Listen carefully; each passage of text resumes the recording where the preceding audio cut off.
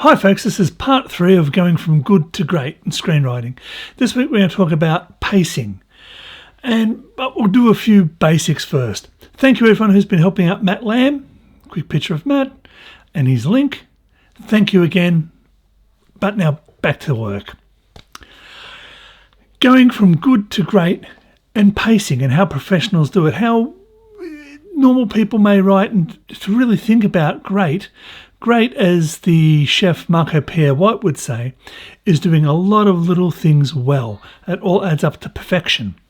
So pacing is very important with a professional story. Some people will say, oh, the pacing was off, or it was a poorly paced, or the pace was inconsistent. Those sorts. Pacing is very important and very deliberate. So let's get some story basics up. If we look here, you'll see this is a basic story. We have a problem, we have a solution. That's not much of a story. I'm hungry, I get an apple, I eat it. So we put an obstacle in. So we have a problem, an obstacle, and a solution. Now that obstacle will have its own solution, as we see, and that'll go through to the end. But that solution should maybe introduce another obstacle and more solutions. The reason you have all these parallel storylines, your A story, your B story, your C story, all those sorts of things, is because they can be at different pace.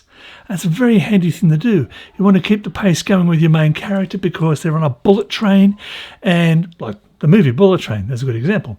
On a bullet train, the trains are moving fast, there's murder that's happening. So you may have a second storyline which is going to be a little bit slower, not quite as fast paced.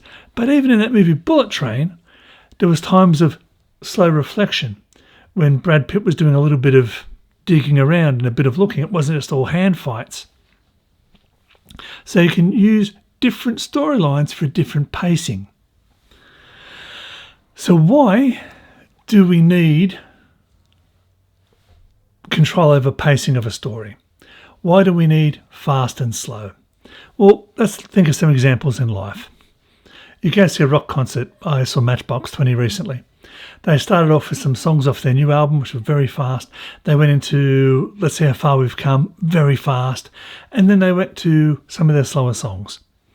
Because you get people going and then you give them time to just take that breath. Let them collect.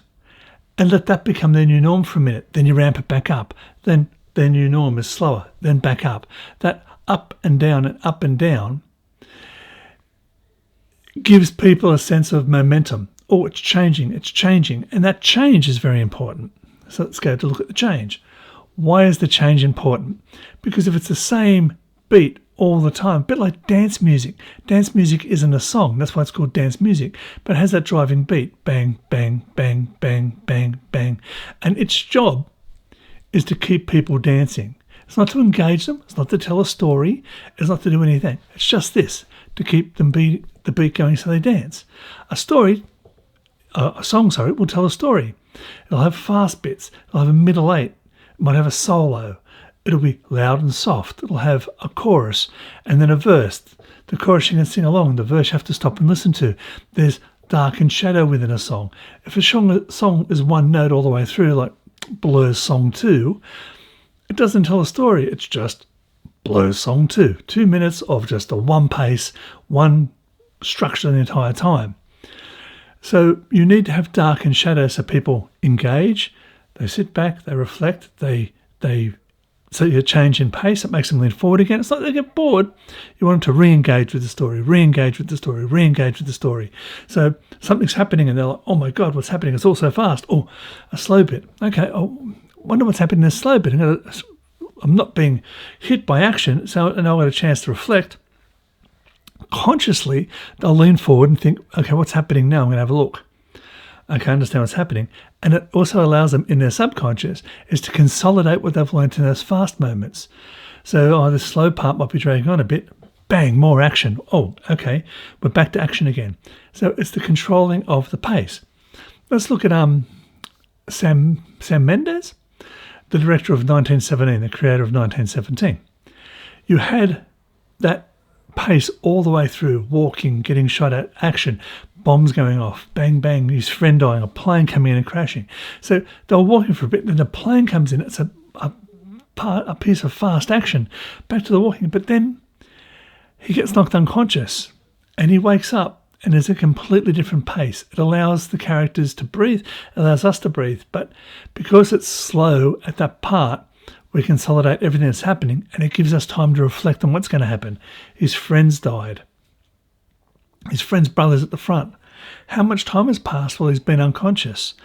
But for him, it's a slow, quiet-paced room with that woman. But we're beginning to consolidate the story. We're beginning to think. We're beginning to want.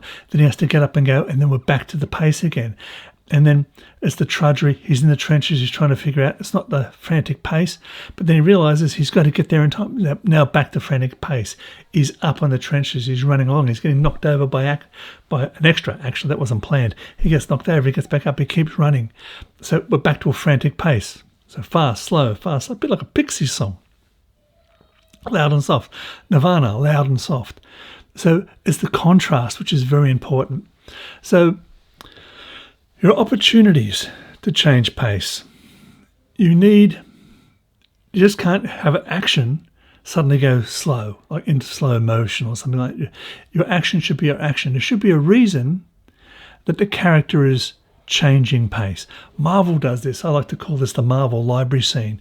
We've got all this stuff happening, and suddenly they all have to go and give the audience some exposition. So they'll go meet in a laboratory, they'll go meet in a library, they'll meet somewhere where a bunch of characters get together and they have a chat, and the pace has changed. It could be Winter Soldier. Yeah, I'm pretty sure it's Winter Soldier. There's all this action, but then suddenly Scarlett Johansson, Chris Evans ends up talking to Toby on the monitor in a lab. Nothing's happening. There's no action. Just having a chat, talking to an old widescreen CRT. I don't know why they had widescreen CRTs, but it's a slow pace, a bit of exposition. We've managed to get people a chance, because it's a slower pace from a high action, to consolidate the story in their head. We're getting some exposition. We're consolidating that, and then suddenly there's a missile coming. Back to the high pace. Back to the action again. No Country for Old Men.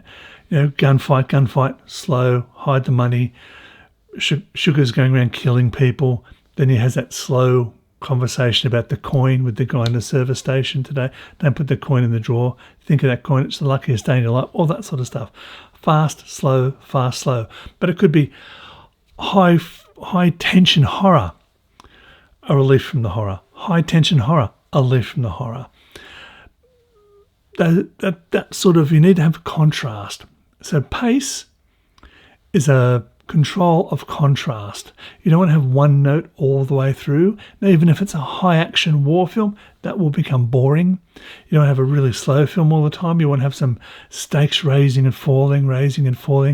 And how you control those things, that the pace changes, that makes sense. These slower parts are because that scene would be slower.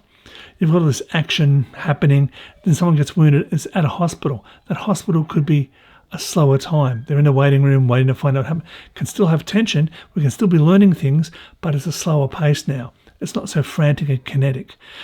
Those are controlling that, not having slow things for no reason, but having contrasts. Controlling pace is a control of contrast.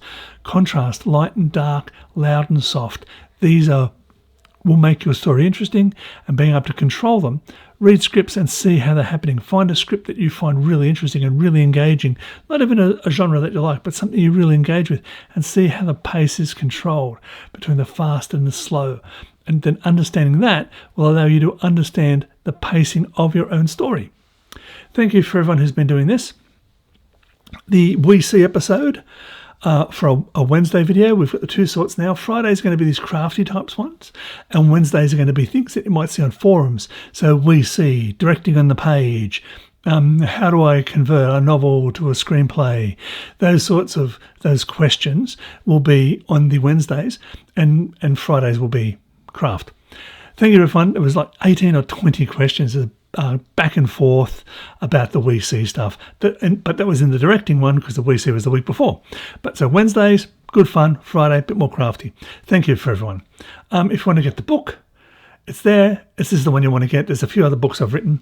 But this is the one. There's another one called Logline if you're really interested in polishing up your log lines, but this is the one you want to get. T-shirts, again, a bit of fun. I don't make money from the T-shirts.